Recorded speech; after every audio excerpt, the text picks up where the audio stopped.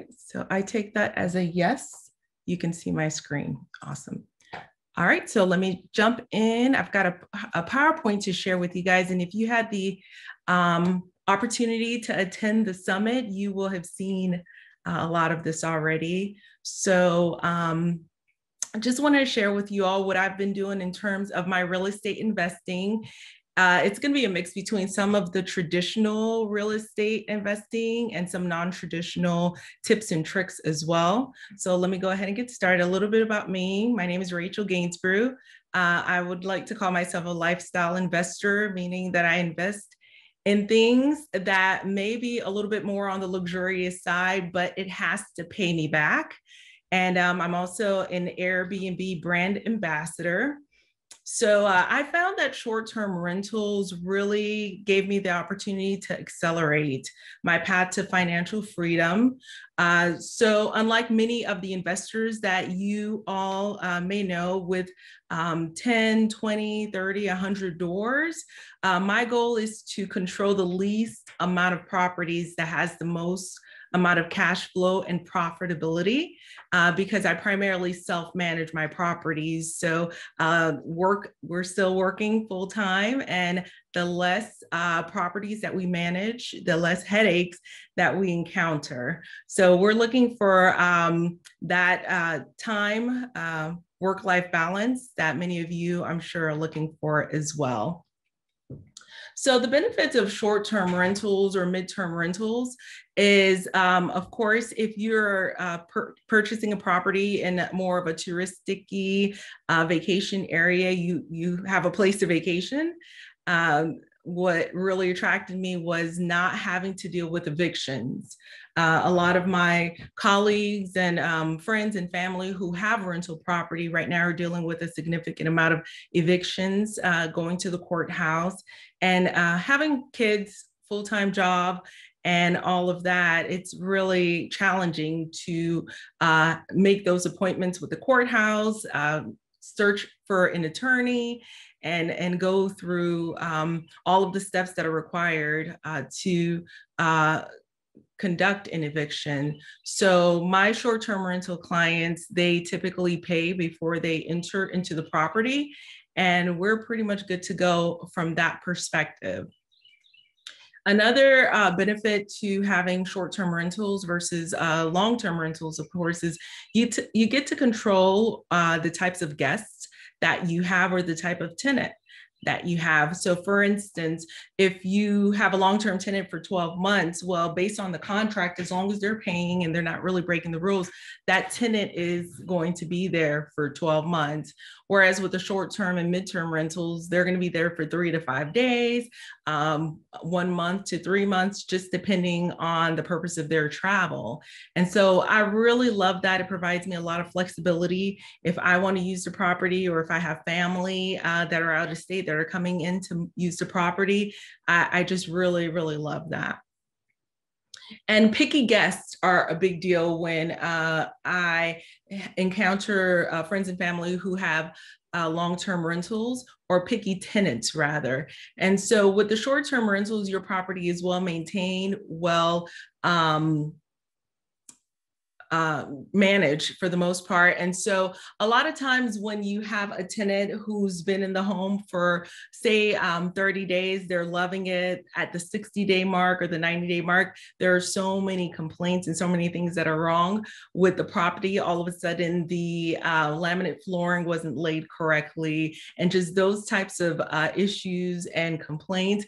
We really don't get them with the Airbnb or the short-term rental crowd, because as long as the home is clean, squeaky clean, it's staged properly, it has great amenities, great location, they're loving it, and then they're out in a few days. And so I really, really enjoyed that.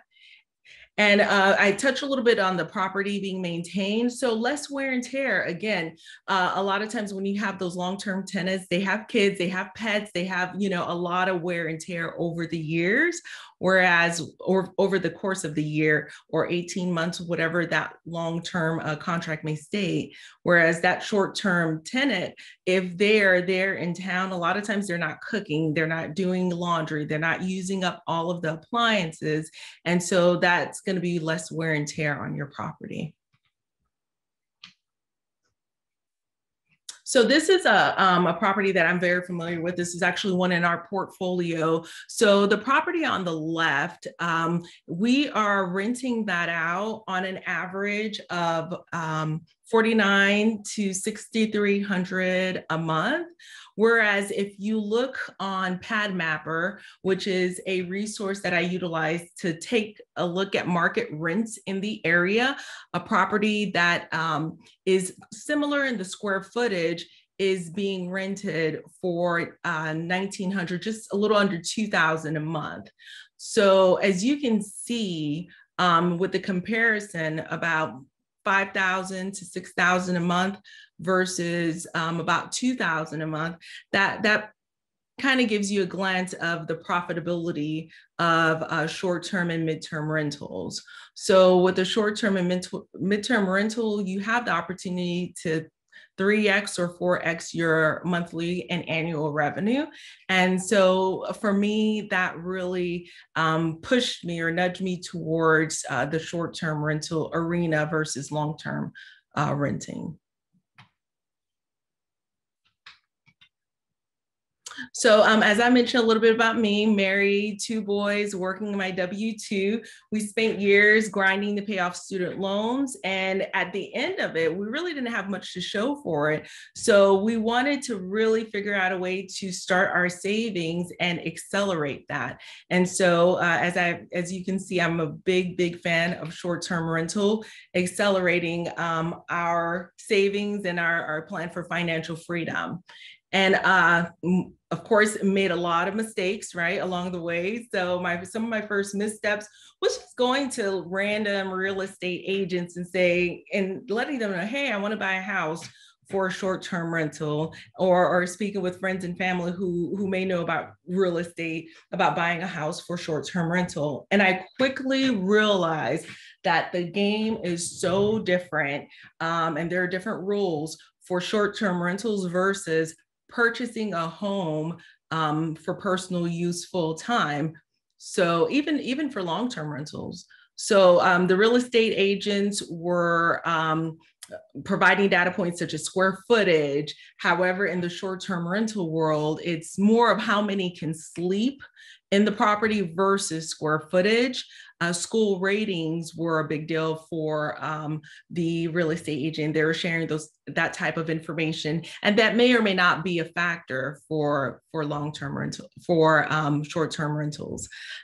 Income projection was not something that they were familiar with, so I had to kind of devise my own way of calculating that, as well as seasonality. So identifying my client as well, who are either traveling for touristic purposes or whether they're traveling for business purposes.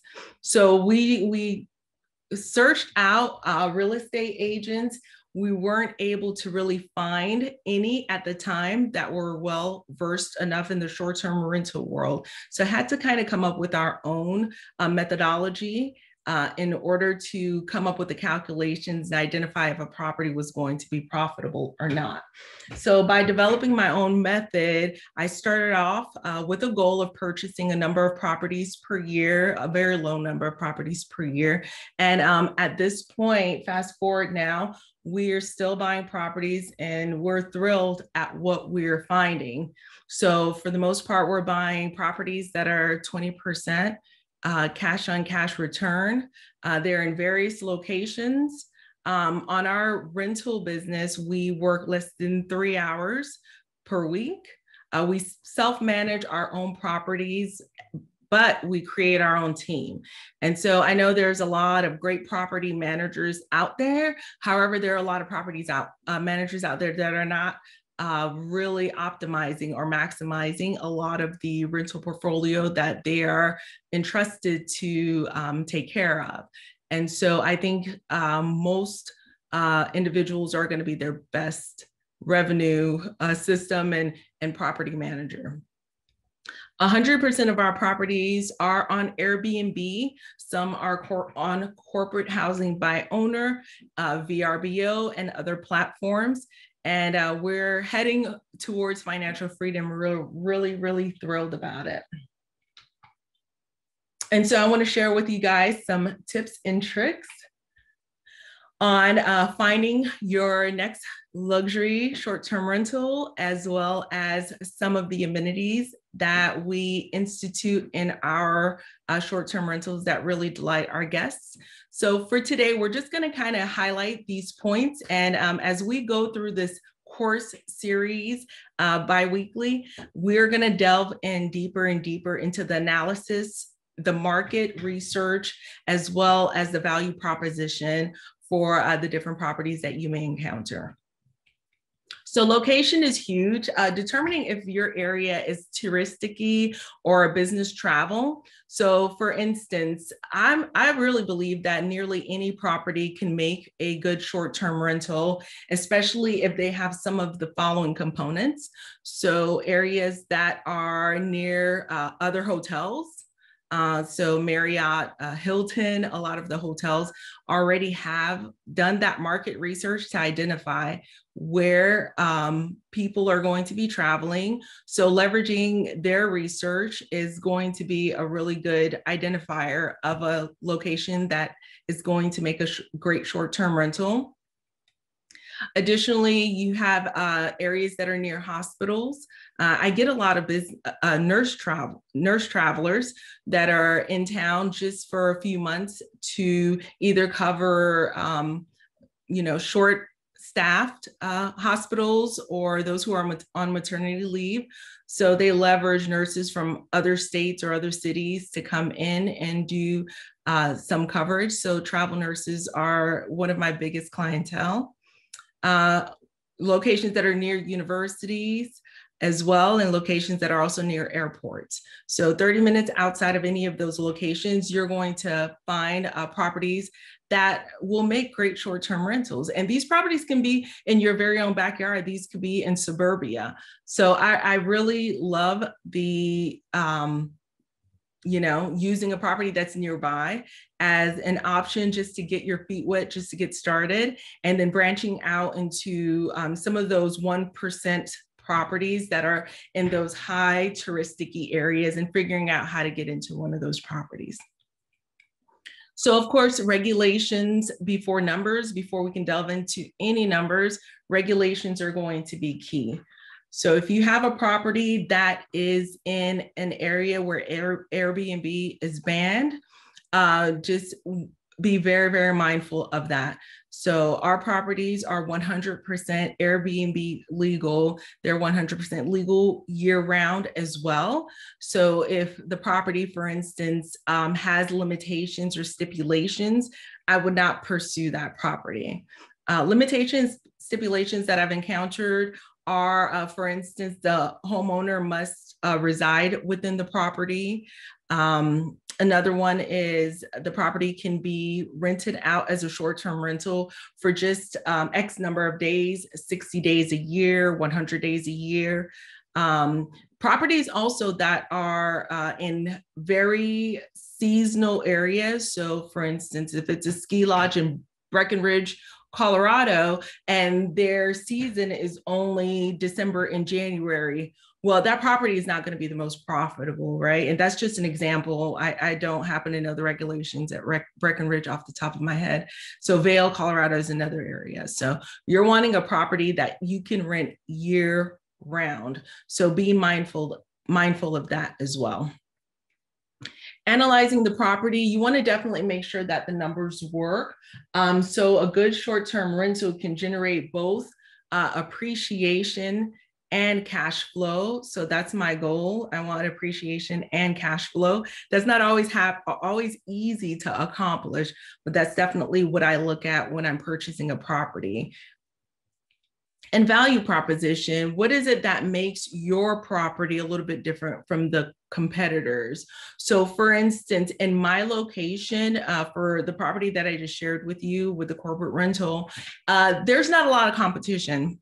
So that's great. However, when you go into the more dense areas in Atlanta where there's so much competition, or in the touristic areas, the Poconos, the Smoky Mountains, Destin, Panama City Beach, 30A, when you go into those areas, what makes you different? What makes you stand out? Why are you going to charge this rate, compared to the others? And so you definitely want to figure out what the value proposition is for that property before making that purchase. And so one project that we're working on, I think one of the big value propositions is parking. So on the beach, parking is very, very hard to find on a property. So if I'm claiming that, hey, this house can fit 14, or this house can sleep 16, you got to think about the number of cars that will entail. And do you have parking to support that? So don't just buy a big old house with no parking. So, I mean, definitely take that into consideration.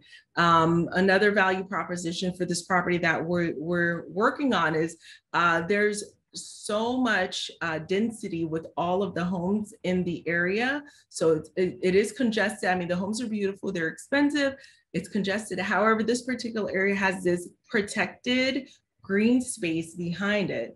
So it gives that feel of being kind of in a secluded oasis that a lot of the other properties may not have. And so not only identifying the value propositions, but marketing them that way. And so we'll delve into each of these throughout the series for sure. So before getting started on this short-term rental journey, here's what I did, and here's what I recommend that each and every one of you take the time to consider. Taking a self-inventory. Okay, so where are you right now financially? Where are you right now with your comfort level? I know several extremely successful short-term rental operators that started out with not much money at all. And so if you do not have money to start, to really get started, what I recommend and what I've seen done well is house hacking. Renting out a room in your home, if you're comfortable with that, of course, taking safety precautions and all of that.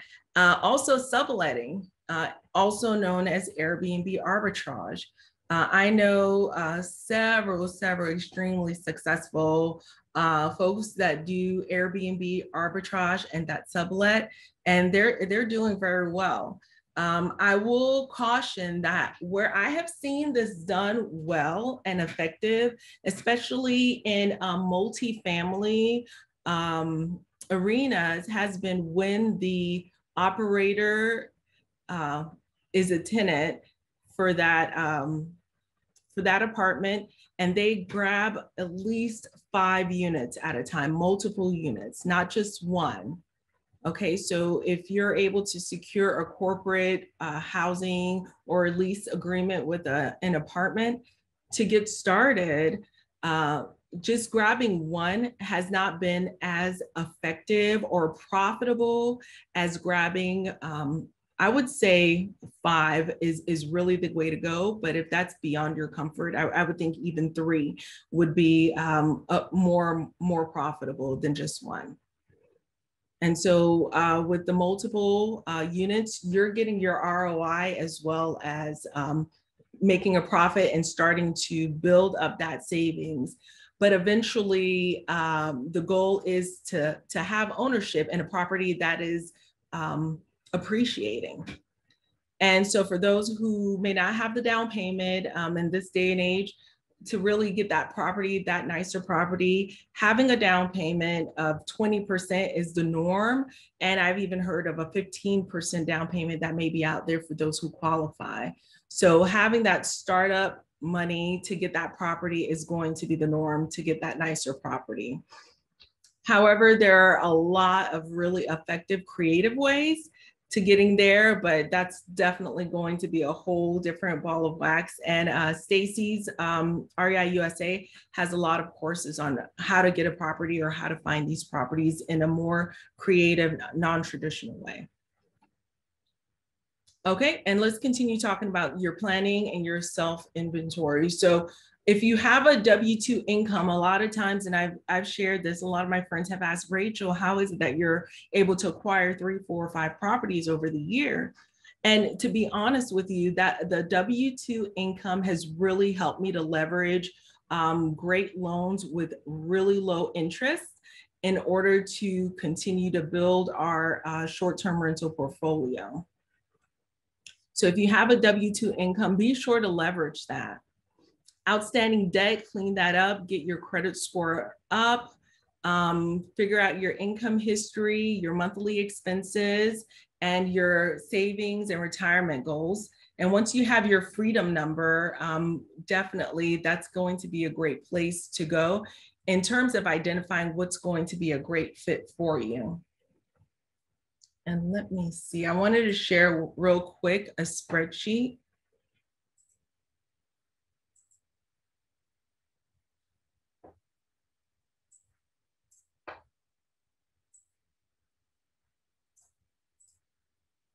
Here's a sample spreadsheet with a mock-up of numbers of some of the goals and planning that we were doing in the very beginning. And so this is more of a mock-up, not our actual numbers, but having everything kind of written down. You have your monthly mortgage, you have your property taxes, HOA, your electrical, all of your expenses.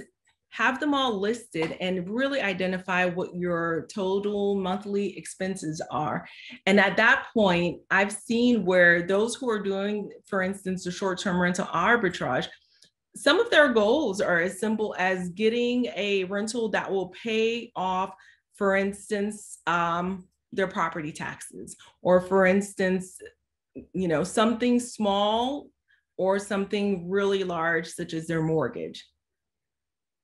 So making that a goal to start to get the property, to start to offset some of your costs, I think it's going to be great.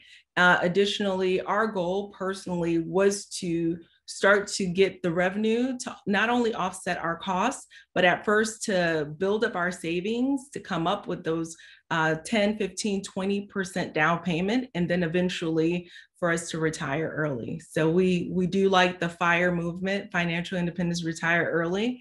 So income supplementation to start, and then eventually income replacement. And so I'll share this goal planner with you guys as we go through the series. And so once you have your, give me one second.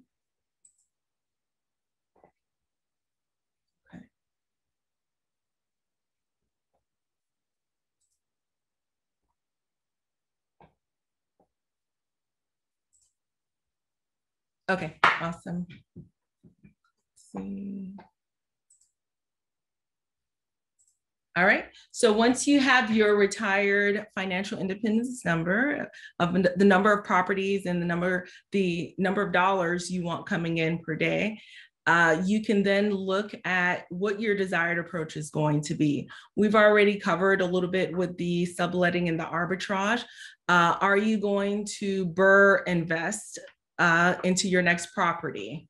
So BRRRR meaning buy, rent, rehab, and refinance. And so that methodology is used by a lot of investors. You buy something that's not in the greatest shape, you rehab it, you rent it, and then you refinance it. The proceeds from that refinance can then go towards your first Airbnb or your first short-term rental property, or your next one for those of you who already have a property. The next way to purchase is a conventional purchase. Say you find a property and you just want to go through the conventional way because you have a W-2, you can certainly do that. There are so many creative ways to purchase a home. There are subject to their lease options and so on and so forth. And there are a lot of REI USA teachers that are experts in those arenas, the creative ways to purchase. Or did you want to buy a new construction? So the beach home that we are constructing is part of a new construction. We were thinking of it being a spec home, but we're going to keep it and use it as a short-term rental. And so coming soon, I wanted to let you guys know that I'm creating a Facebook group, and I love my spelling here. Pardon that. So we will be on the Facebook group. I'm going to be sharing tips, tricks, as well as properties that are coming on the market. I work with a number of excellent real estate agents that are located throughout the US. We can start off with the Southeast area and then move towards the Northeast and all Central, West, and so on and so forth. So in the Southeast, I have an agent that specializes in the Smoky Mountains. Again, the top 1% of profitability areas, Smoky Mountains. We have Destin area on the water near the beach. So definitely wanting to share those properties that are going to be coming on the market in the near future.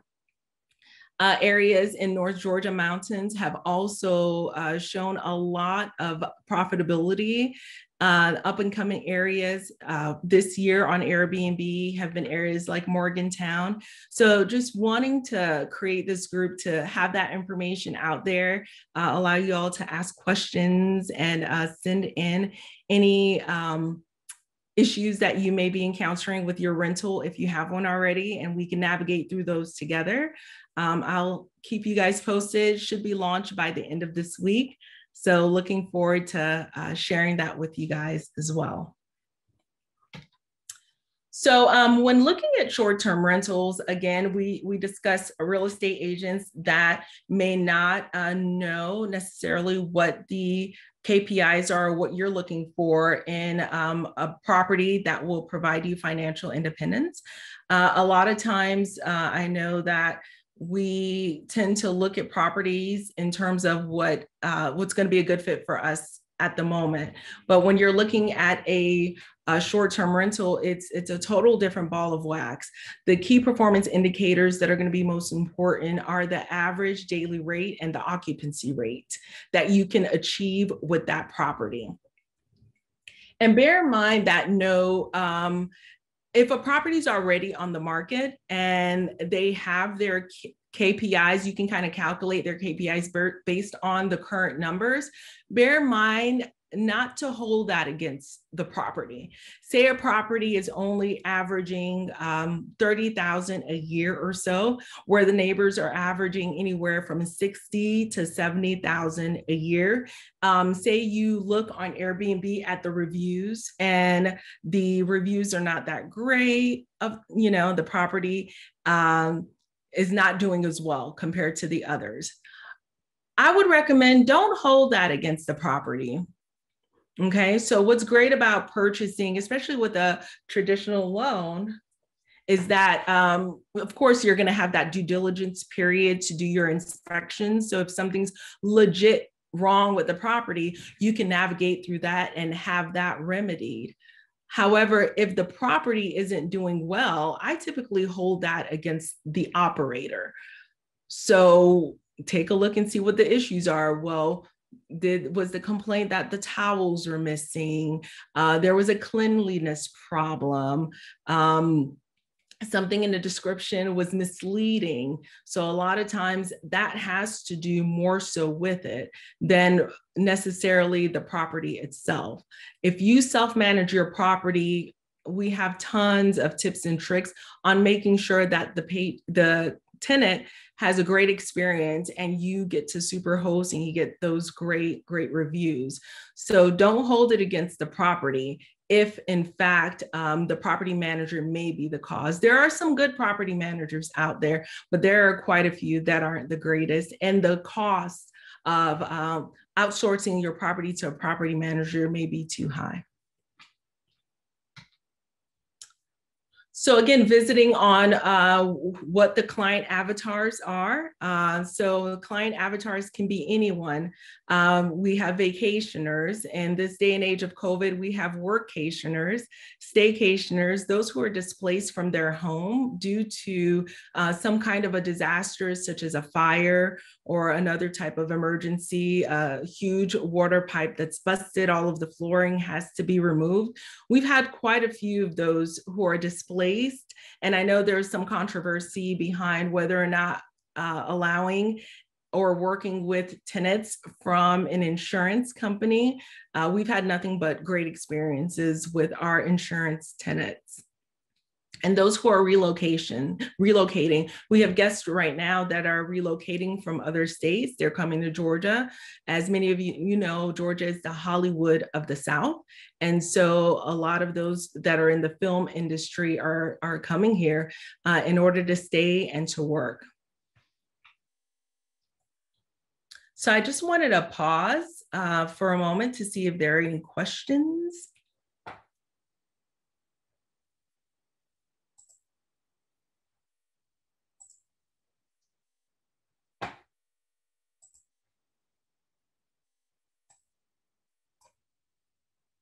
All right, I see some questions in chat.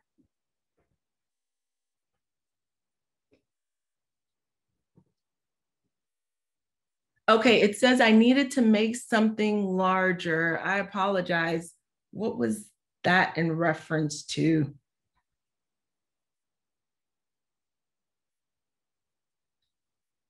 Karen, can you? Okay, that was at the beginning. Okay. Okay, hopefully it was the right size. Okay, awesome. All right, so Debbie just sent a great question. Okay, so will any apartment do corporate rentals?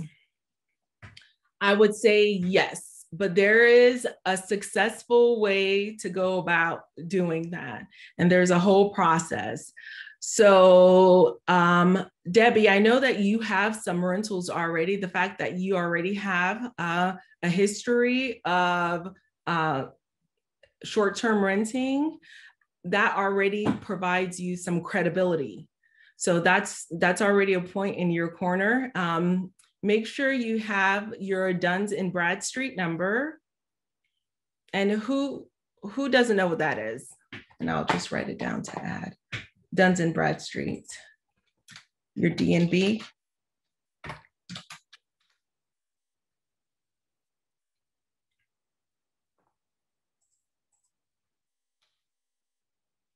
Okay, so I'll just add it to our Facebook group, DNB number. And it depends on the apartment, whether or not they're going to be pulling your personal credit versus your business credit. The larger apartment groups, they typically pull both to identify if you're going to be a good candidate.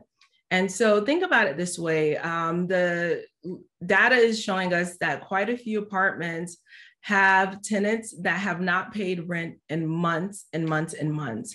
And once the forbearance is lifted and folks start getting evicted, there's going to be a number of their occupancy rate is going to plummet. And even now they're having problems. I've heard from apartment operators that are stating that they have so much going on with occupancy. They have occupancy that have been reduced significantly during COVID. Those who are moving back back home or to another town, if they were renting for work, they're gone.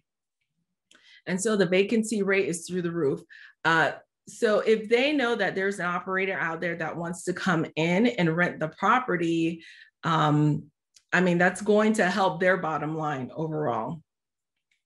So what I would suggest, the way you go about doing it is really identifying what's going to be a good fit for you. Are you looking for a 1-bedroom or a 2-bedroom apartment? Depending on what your clientele is. For instance, I have a big nurse clientele. If I were to go in that direction, I would look for just a 1-bedroom apartment, the most affordable that I can. and go that route. However, there may be advantages of getting a 2-2. That way you can split that apartment into, you can have 2 nurses. They each have their room. They each have their bathroom. And this day of COVID, sharing bathrooms is not going to be ideal. So be thinking about that. So say a 1-bedroom is like $1,050. A 2-bedroom may be $1,100. So your profit margin is going to be far greater. And so I would call each apartment individually, and we can go through an exercise and I can provide some pointers, but you can call each apartment individually that has a good rate on those 2-2s or the 1-1s, and just let them know that you are wanting to open a few corporate rentals in the area. You let them know your name, that you operate corporate rentals. Don't say Airbnb. So, or short-term rentals for workers that are coming in for business travel, something along those lines. So off the cuff, you know, I don't have a great script, but we can devise one. But they want to know that you're an operator in the area. You're looking to open a few corporate rentals for those that are coming in for business travel, to work with the movie industry, whatever it's named, in the upper Atlanta area. And so they will tell you right away, and you can ask, are you open to something like that? And they'll tell you right away if they are.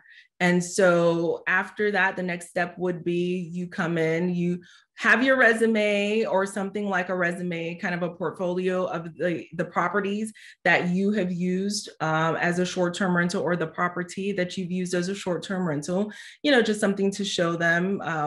Come in very business-like, as though, you know, you are running a business essentially. And, you know, just be prepared to answer those types of questions. Okay. The next question, let me just check back. Debbie, did that answer your question some?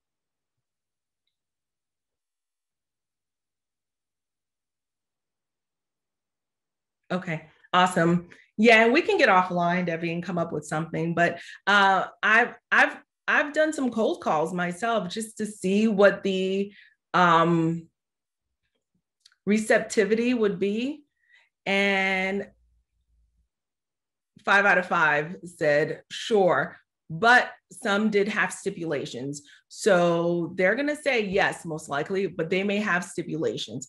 I think one of the stipulations was, it had to do with how the property is going to be listed, who's going to be the tenant, your business versus yourself individually. So there are some apartments that are mom and pop, and then there are some apartments that are like the chains, like Camden and those. So, but they all said yes. They all are looking for paying tenants. So keep that in mind. And there's data out there. I forget the name of the data source that provides this information on the occupancy and vacancy rates of these apartments.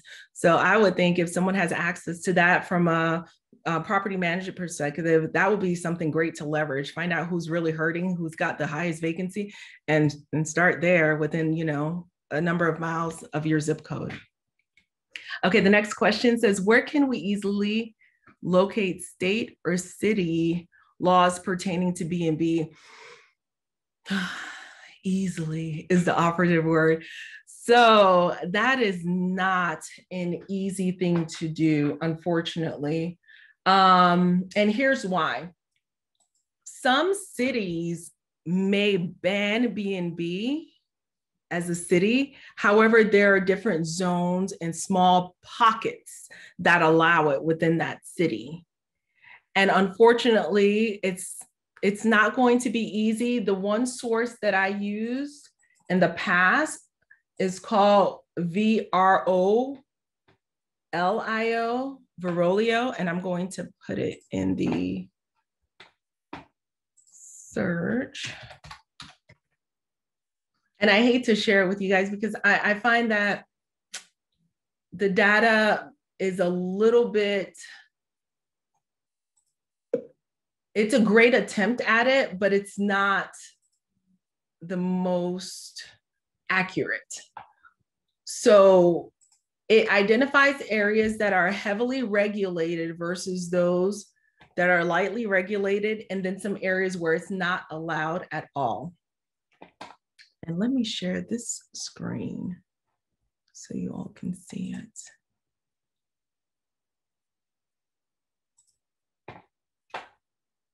Okay. And I'm going to add it to the chat for your viewing pleasure as well.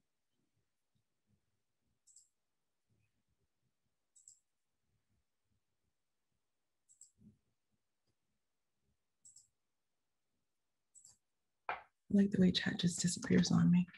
Okay, so VROLIO Zone Watch, okay?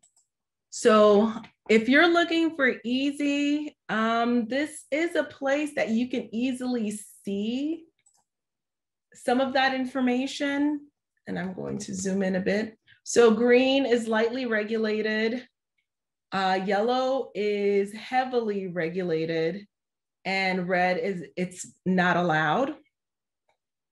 And so read the caveats.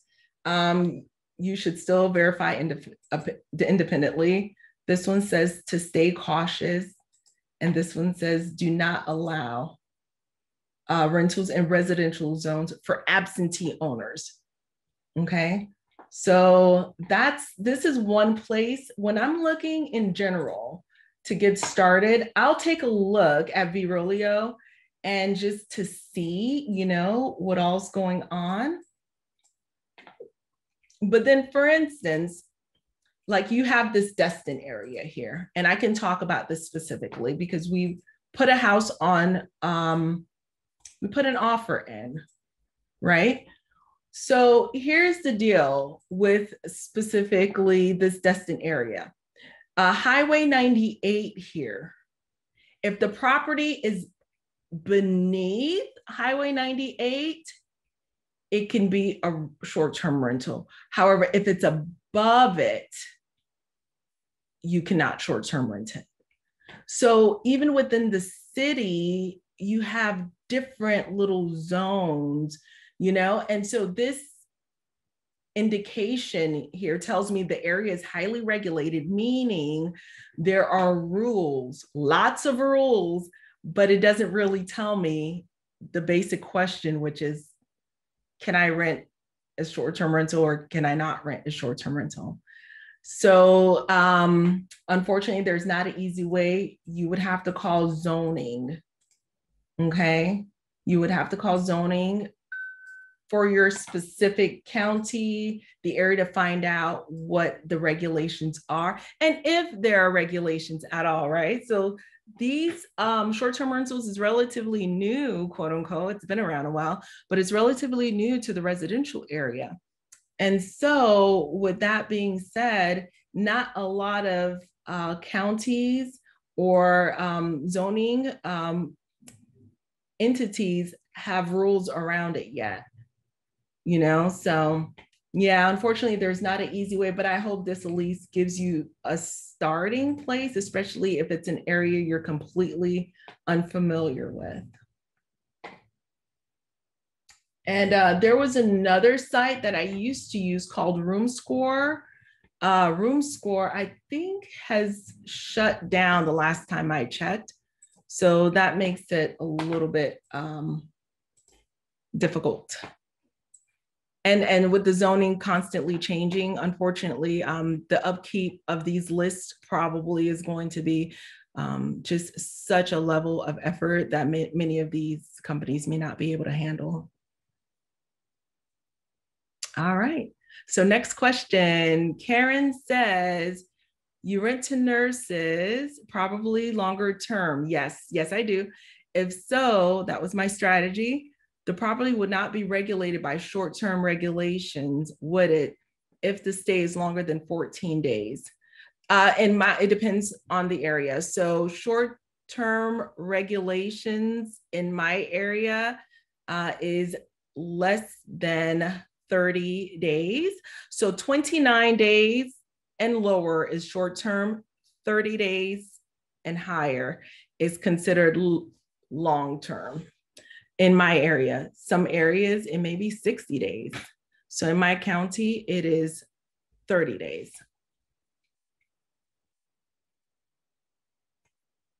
And the property would not be regulated by short-term rental. Yeah. All right. Karen Joseph has a question. When purchasing, do you let the lender know the property is for an investment or not? That determines your interest rate. If not, how do you successfully navigate around this? Yeah, so that's a great question. Yes, I do let them know it's an investment property unless it's a second home. And so there's going to be different interest rates for the different scenarios. So first, my primary home is where I'm living. If I buy a short-term rental in my neighborhood and I tell them, oh, it's going to be another primary home, well, according to the IRS guidelines, it is not considered a primary home within my neighborhood. It would have to be, first of all, I would have to live there, but it would have to be at least 50 miles away to be considered a personal, so to speak, home. And so, yes, it's an investment home. I let them know, they already know before I let them know that it's an investment home. However, the beach house that we're building, we are probably going to consider that a second home. So the mileage to the beach house is over 50 miles away. Say you found a property that's in the mountains and it's over 50 miles away, that can be considered a secondary home. And the importance of that, especially if you're going to be using it, is that it helps you with your down payment. So your down payment amounts a lot of times is going to be lower than the 20%. So you can take advantage, especially if you have a W-2, you're trying to do a down payment, you have income history, all of that good stuff. Yeah, you can do a secondary home purchase for your second home. However, when you start to get your third, fourth, fifth property, that's it. You most of the time. So unless there are any additional rules out there, that third property is going to be considered an investment no matter what. And the typical minimum is 20%, but there's, changes in lending and there may be opportunities for 15% as well.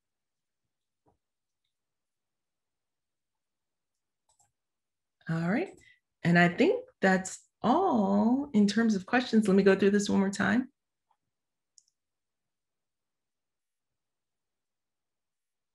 Okay, great.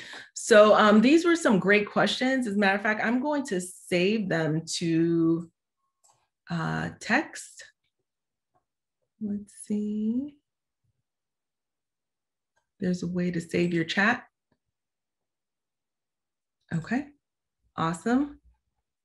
All right, so I just saved it to my folder so we can go over those in our Facebook group, just in case they come up and I have to expound a little bit on them. Let's see. So for next, in 2 weeks, guys, we're going to meet again. I hope this was helpful. So in 2 weeks, my goal is to share with you guys what, how I specifically select a property. And I'm pulling up my notes for you here. Okay, here we go. So how I select the market to invest in. So there's so many different ways to navigate through short-term rental to increase that profitability. I know a young lady that does a co-living situation for young professionals in North Carolina, and she has found that to be extremely profitable. So for instance, with the co-living, what she does is she has multiple young professionals that are living in this really large house, 5-bedroom, really nice, luxury accommodations, additional group activities that are scheduled. And she really has cornered the market on that. She has about 7 properties and she's doing that. And so there are so many things that can be done with the short-term rental market. Vacation rentals, we'll be talking about destinations. I think someone in the group is doing nursing, travel nursing. as well as any medical locum tenens professionals. So finding those properties that will specifically meet the needs of that clientele is going to be great. We've hosted guests that are respiratory therapists, airline trainees, engineering students. Panasonic is really big down here in the Peachtree City area. So we've had the opportunity to host those types of clients. And again, Airbnbs can be a number of different properties. There are properties that are, I've even seen a yurt or a tent or a hammock that's being rented out $50 in somebody's backyard. So it's crazy what can be done with Airbnb, a crashed plane. I'm working on opening a longboat in England off of the river on Avon, which is where William Shakespeare, the city where William Shakespeare was born, Stratford on Avon. My in-laws have a longboat there. So I'm going to help them set that up as an Airbnb. They're there 4 months out of the year, and the other 6 months, you know, it's just sitting there and they're paying for it. So even a boat can make money. And to kind of reemphasize on that luxury lifestyle investing, we all know that, you know, boats are where you just pour your money and it flushes it down, you know, not that I'm a big boat person or anything, but this is actually where a boat, you know, being in a B&B can give you some type of ROI, which is to me pretty unprecedented. And so if even a boat can make money now, I mean, it just tells you where the market is going. And other things are like buses. I've seen a bus, you know, being decorated, just really, really cute, you know, set up with luxurious amenities as well. And so looking forward to sharing that with you. And that's what we'll be talking about next week, just how to find the market to invest in different types of properties. We'll talk a little bit about the market research, all of the tools that I use to deep dive into my research and analyzing my property. I use a number of tools such as Mashvisor, AirDNA. Rented also has some really good data. And I also use a really grounds roots method of just going into the OTA and taking a look at the properties that are the competitors, quote unquote, to that specific property. And so seeing what the others are doing and other individuals, not property managers. And also I leverage property managers. I'll call Turnkey or Vacasa or Evolve and say, hey, how much do you think my property will make? And they'll give me the data because they want me to eventually be a client of theirs. So they've been great about providing the data. So that's definitely something to take into consideration.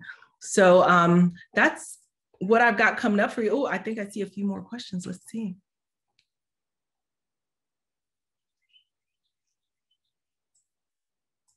Sherry, what is the name of the Facebook group? That is more to come on that, Sherry, because we actually had to make some tweaks to it. The definition of the word name is assigned as specified, usually proper. I think Siri wanted to chime in on that.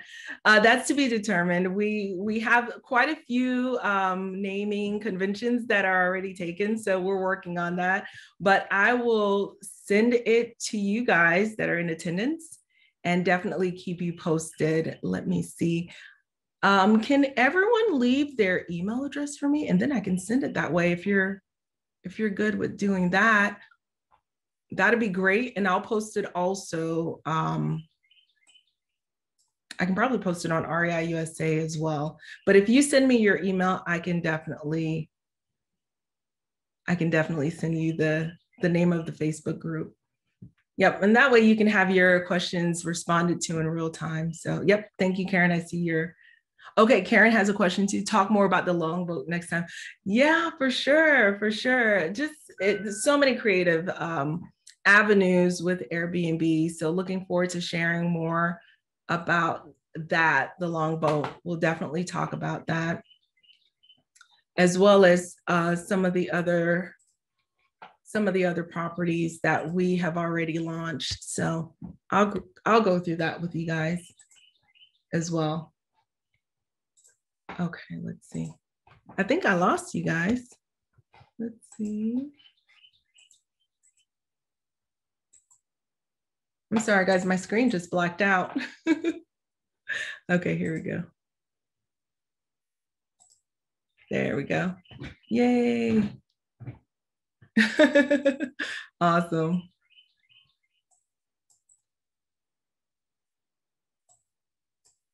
Okay, so I got some more questions here. So Lavon says, what is considered a luxury rental? Also, we've had a hard time doing rental arbitrage. Any ideas? Thanks. Wow, that's two great questions. So Lavon, what's considered a luxury rental is going to fall into the arena of the area. I think location is huge. So if you're in an urban downtown area where I would say the cost of living may not be at the highest point, it's going to be kind of difficult to even I guess launch a luxury rental in that area. So where you walk in, there's a huge homeless population. I know in Miami, where I'm from, some areas, there's no way you can peg it as luxury. Just no offense. If it's dirty on the outside, that's going to be hard to navigate. If you have folks with their cars up, just all of that regulatory stuff that you think an HOA would kind of report, or the board that does all of the zoning would consider it to be, you know, just, I guess they're in default. Grass is high, like as you're driving through and it looks unsafe, it looks sketchy. You can still set it up on the inside as a luxury, but a lot of clients are going to have a hard time with that. So for me, a luxury rental has to be in an area that appears to be clean, appears to be safe. We can go through, you know, data out there in terms of what the crime rate may look like. Lots of murders, it's going to be hard to navigate that. If the area has thefts and things like that, we can work with it. But if it's a high crime, like vicious murders, like a high rate of, that's going to be really difficult to be turned into a luxury rental. So just overall, and this is something that you wouldn't have control over, right? This is overall picking a house or an apartment or a duplex in an area that is clean. Typically, the schools are, you know, 6 and above, and so on and so forth. And your second question was, are the questions going to you only? Let's see. Oh, yeah, it does appear that the questions are coming to me only. It says to panelists. And I think I'm the only panelist. So the second question was, you're having a hard time doing rental arbitrage in Atlanta. Okay, so I think we're over time. So let's put a pin in that. If you can share your email, once I open the group, I do want to delve into that to find out what your struggles have been. And I think it'll be actually very educational for the whole group to figure out some of the things that you've been going through in terms of the challenges that you've faced with doing arbitrage in Atlanta. We talked a little bit about arbitrage a little bit earlier. What I found to be successful and what I shared was that with arbitrage, having multiple units is where you're going to get your ROI. If you pick up one unit within an apartment complex, you're not really going to get your return on investments. You would have to have multiple units. And the other challenge, hang on, let's see. The other challenge that I've seen recently is there's an exodus from the urban areas, guys. You know, with COVID, people want to be out in the rural areas. That's what the data shows.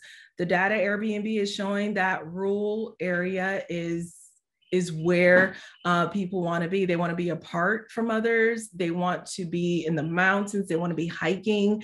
They want to have some space. And the apartments, I think the congestion that's at the apartments gives them pause. Being in an elevator with a whole bunch of people in the time of COVID is giving them pause.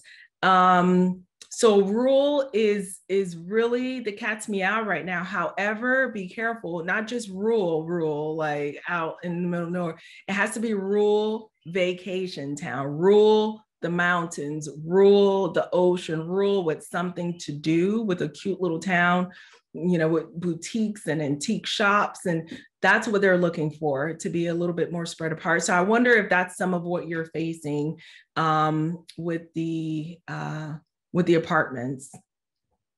So I hope that helps, y'all. I'm just gonna have to jump off. I have another engagement and we've passed our time. But thank you so much. I am going to save this chat to make sure I have everyone's email address. I look forward to connecting with you guys in 2 weeks. Thanks, Debbie. Thanks, guys. Bye now.